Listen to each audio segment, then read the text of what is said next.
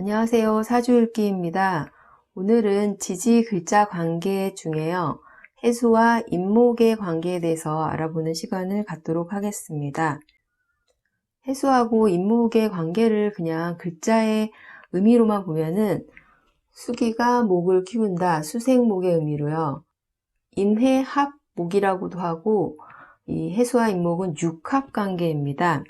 만약에 사주 원국에 해수하고 임목이 나란히 있다고 한다면 해수는 임목을 향하게 되는 방향성 자체가 해수에서 임목 쪽으로 향하는 그런 의미가 됩니다. 임목은 제가 뿌리라고 했어요. 해수는 임목이라는 뿌리를 아래로 내리게 하는 그런 역할을 합니다. 임목이라는 뿌리를 아래로 내린다는 건 공부를 한다거나 기획을 한다거나 뭔가 준비하는 그 과정을 의미합니다. 그래서 이 과정을 거친 후에 이 임목이 밖으로 드러날 경우에 병화를 볼 경우 밖으로 드러나는 그러면 그동안 해수가 키운 이 임목이 꽃처럼 활짝 피는 그러니까 결과가 드러나는 그런 의미가 됩니다. 해수 지장간을 보면요. 무토, 간목, 임수가 있고요. 임목 지장간에는 무토, 병화, 간목이 있어요. 해수는 해묘미, 목삼합을 시작하는 생지이고요. 임목은 인호술, 화삼합을 시작하는 생지예요. 그냥 삼합으로 보면은 목생화가 되지만 글자의 의미는 이 해수는 신자진이라는 임수의 삼합이 가장 강한 글자고요. 이 임목은 해묘미라는 간목의 삼합에서 가장 강한 임목에서 이 간목이 녹을 이루기 때문에요. 간목이 지주로 가장 강한 글자입니다. 이 해중의 임수가 인중의 간목을 키운 후에 해야 할 일이 이 간목이 병화를 키우는 그런 순서가 맞는 거죠. 근데 만약에 해수가 임목에 비해서 너무 강하다고 한다면요. 이 병화가 임수에 의해서 약해지는 그런 의미가 되어버립니다. 만약에 임목이 반대로 너무 강하다고 한다면요. 이 해중의 임수가 간목을 키우느라 이 임수의 기운이 빠지는 그런 의미가 되고요.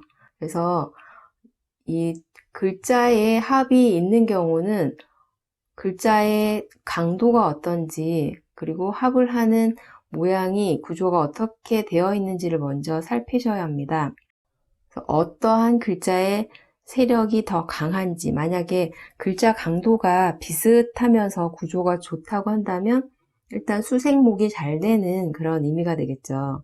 그러면 해수 입장에서는 임목을 생하기 때문에 이 해수가 있는 그 공간 그리고 해수가 어떠한 십성인지에 따라서 그 기운을 쓰는 그런 모습이 되죠.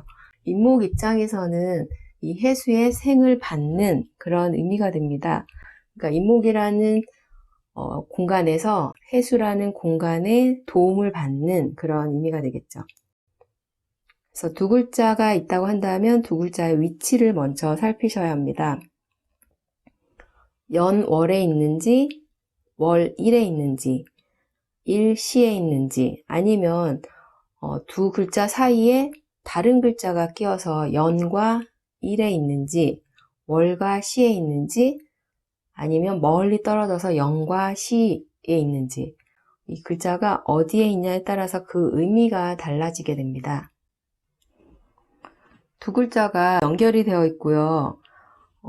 수생목의 그 관계가 순조롭다고 한다면 이거는 생애 관계가 연결되기 때문에 좋은 그런 의미가 되겠죠. 그런데 두 글자가 서로 멀리 떨어져 있고 그 글자 간에 합을 하지 못하도록 중간에 충을 한다거나 다시 합을 하는 그런 모습으로 되어 있다고 한다면 이 해수는 임목을 향해서 가야 하는 방향성이긴 하지만 그 흐름 자체가 순탄하지 않은 그런 의미가 됩니다. 그래서 인해합을 하기 위해서 이 해수가 시간과 노력을 통해서 아니면 중간에 어떠한 과정을 꼭 거쳐야 하는 그런 의미가 될 수 있습니다. 만약에 연에 임목, 월에 신금, 그리고 일에 해수가 있다고 한다면요. 이 해수는 임목을 향해서 가려고 하겠죠. 그런데 중간에 신금이 신해천을 합니다.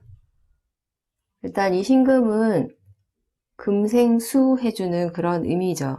그럼 해수 입장에서는 신금의 생을 받는 그런 의미가 됩니다. 신금에게 생을 받는다는 것 자체가 이 해수가 자신이 하려는 임목을 키우는 의지가 약해지겠죠. 먼저 생을 받기 때문에요. 그 과정을 거쳐서 임목으로 향해야 되고요. 만약에 운에서 인신충을 한다고 한다면 인해합을 이 신금이 중간에서 못하도록 말리는 그런 의미가 돼요. 그러면 이 신금의 십신, 그리고 임목 십신, 해수의 십신에 따라서 그 의미가 달라지게 됩니다.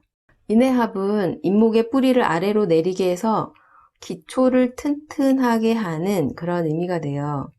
그리고 임목 뿌리를 내린 후에 인옷을 화기로 밖으로 나가야 해요.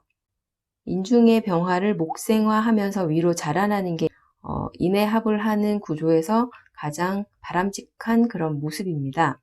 그런데 해수가 너무 강한 경우에는 임목이 뿌리만 내리겠죠. 생을 받는 글자는요, 자신의 활동성은 떨어지게 됩니다. 그러면 임목 입장에서는 계속 뿌리만 내리기 때문에 밖으로 나가는 그 힘 자체가 약해질 수 있어요.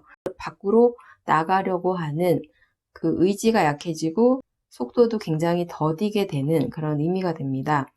해수 입장에서는 이 해수라는 공간에서의 노력이 결과가 더딘 그런 의미가 되겠죠. 이런 경우는 천간에 병화가 있다고 한다면요. 뿌리를 내린 후에 그 병화를 보고 위로 잘 자라기 때문에 해수가 한 일에 대한 임목을 키우는 그 결과가 순조로운 해수의 노력이 인정받는 그런 의미가 됩니다. 그러면 임목이 강하고 해수가 약한 구조라고 한다면 해수는 수생목하려는 이 임목이 많은, 자신이 해야 할 일이 많은 그런 의미가 돼요. 수기를 만들어주는 공급처인 금이 있다고 한다면 금생수, 수생목이 되겠죠. 그런데 금이 없다.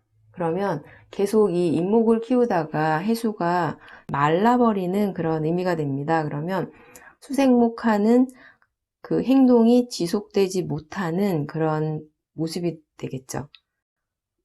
작심삼일의 그런 의미가 될 수 있습니다. 시작은 했지만 지속력이 약한 그런 의미가 될 수 있기 때문에 이런 구조라고 한다면 해수를 생해주는 금이 필요한 그런 모습이 됩니다. 해수를 생해주는 금이 있다면 끈기 있게 임목을 키울 수 있는 그런 의미로 바뀌게 됩니다.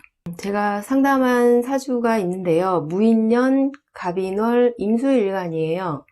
근데 대운에서 신해대운이 왔습니다. 그러면 지지로 인해합을 하겠죠. 이 해수는 임수의 뿌리예요. 그래서 임수의 뿌리가 왔기 때문에 자신이 나무를 키우는 일을 열심히 하는, 임수가 하는 일이 일단은 많은 그런 의미가 되죠. 그래서 인해합으로 임목을 키우는데요. 임수 일간 입장에서는 임목은 식신이 됩니다. 그래서 무토라는 관 위에다가 이 많은 나무를 키우는 그런 구조인데요. 이제 식신 제살의 구조예요.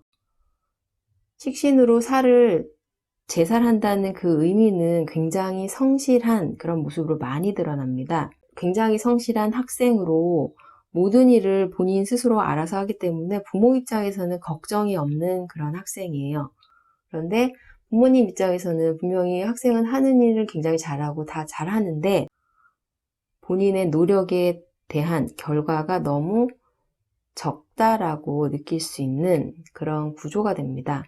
그래서 이런 경우에는 병화가 뜨는 그 해에 결과가 드러나는 그런 의미가 되겠죠. 다음 사주는요. 을해년 무인월 개사일주예요. 연월에 인해합이 있습니다.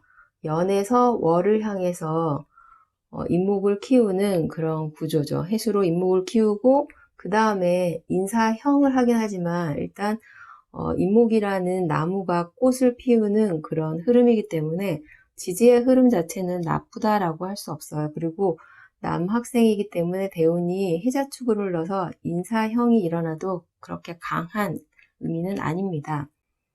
일단 인사형이 있기 때문에 올해 대학병원의 원무과에서 잠시 일을 하다가 그만두게 됩니다. 무게합으로 을목을 키우는 그런 구조입니다. 그리고 지지에서도 수생목, 목생화까지 일어나기 때문에 사주 구조는 나쁘지 않은, 할아버지가 사업을 하고요. 아버지에게 물려주시고 현재는 이 일간에게 사업을 가르치려고 올해 대학병원 원무과에서 일을 하는데 그만두고 이제 아버지 회사로 들어가는 그런 모습으로 드러났습니다. 그래서 인해합의 경우도 어떠한 글자가 너무 강하다거나 어떠한 글자가 너무 약하다거나, 그리고 합이 바로 옆에서 일어나는 경우, 그리고 합을 하는 사이에 다른 글자가 있는 경우 전체적으로 다 살피셔야 하는 그런 의미가 됩니다. 오늘은 해수와 인목의 관계에 대해서 알아보았습니다. 감사합니다.